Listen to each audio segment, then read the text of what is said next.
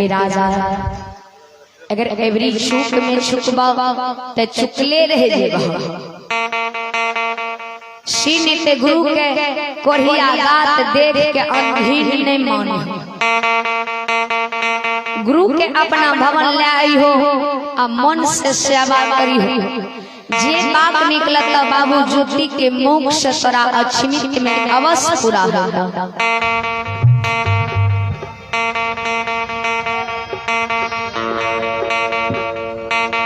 धर्मराज बाबा राजा रानी के अजगब सपना दा के सिरहन से अलौकिक भा जाए।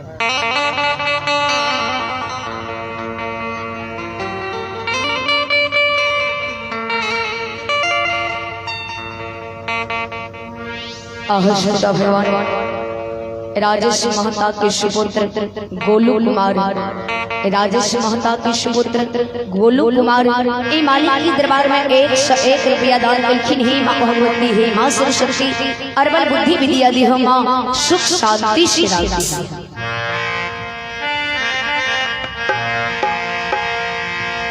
धर्मराज बाबा जाओ राजा रानी के अद्भुत सपना दा दिए सिरहन से अलौकिक भा जाए।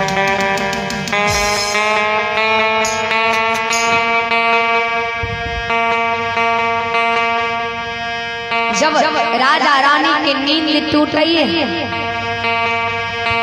राजा रानी विचार कर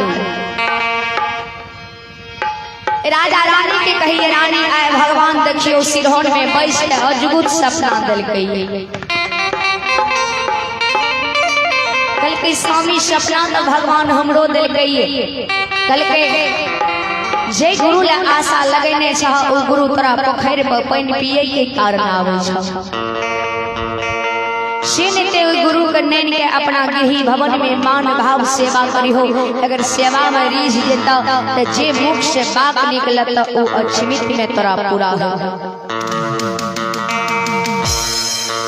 कल के रानी सपना देखलिए धर्मराज बाबा कल के हो राजा अगर एवरी चुक में चुक जे बात है संसार में चुकले रह जे कोढ़िया गात देख के अनहीन नहीं माने मन से सेवा करी।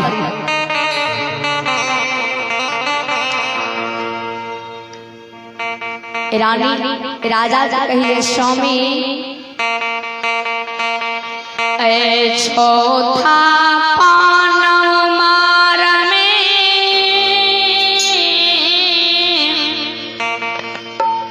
भगवान कहिया दीन सुदीन अछमित में करत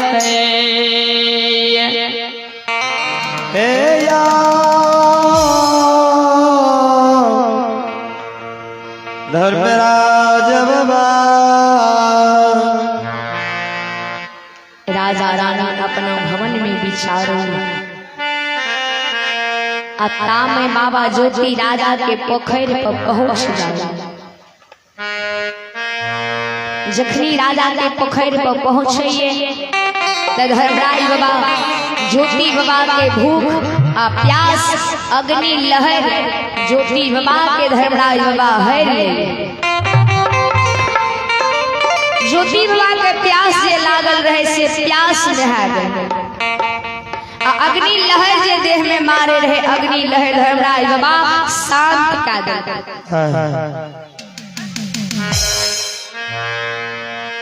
ज्योति बाबा राजा के पोखर पर खड़ा रह गए आ कोयली के खल के गे कोयली गाय के धोरा कहने रहे जे राजा के कोनो चीज के कमी नहीं छै आ राजा सन के धार मादमा दुनिया में कोई नहीं छै भूखल के अन्न दैये प्यासल के पानी नी बस्तर के बस्तर दैये हराल के बिन मां के राजा भगवान से ने त ए पोखर पर से हिया के देखे छिए जे राजा के भवन केहन छै जे एहन राजा धर्मात्मा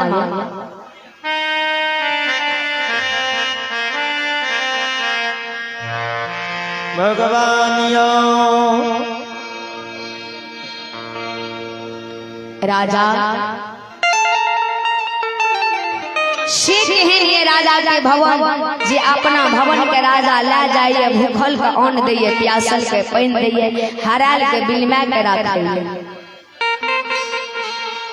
ज्योति बाबा जे राजा के पोखर पर से राजा के भवन के नजर खिरावे, ते बाबा ज्योति देखे कोठा अमार हाथी हंसार घोड़ा घुड़सर महल हटारी सोना रूपा हीरा लाल मोती जमा।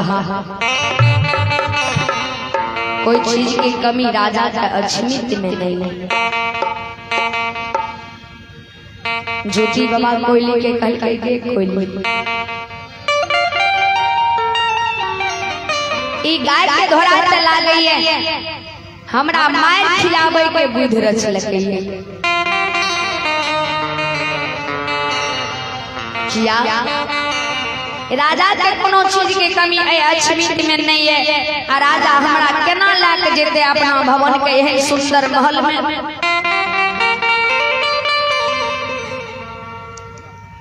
कोयली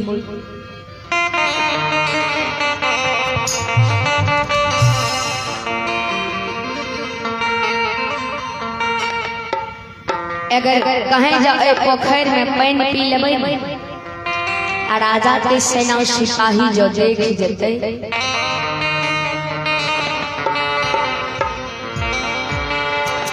आ गए मारिए।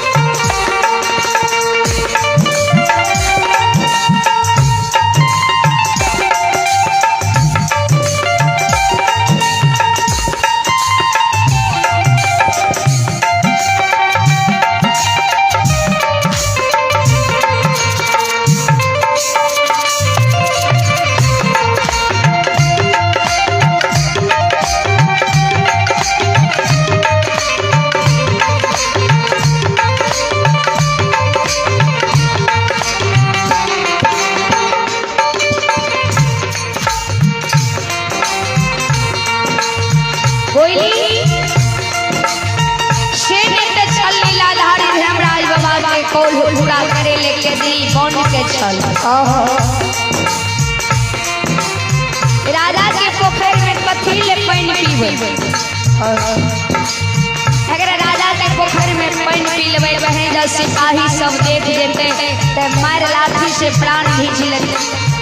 कोई गए धर्म के नाम में कलंक लाए लेते।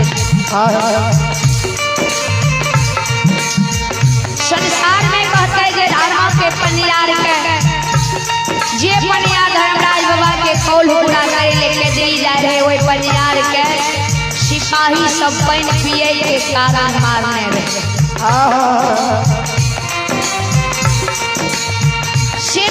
लीलाधारी धर्मराज बाबा के कौल पूरा करे ले आप राजा के पोखर पर पानी नहीं पीबे।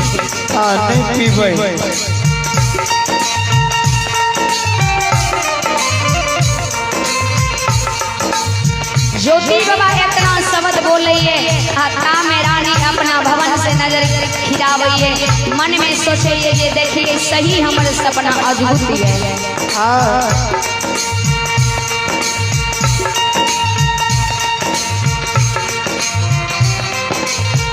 ए यो बाबा यो या लखइए ना जा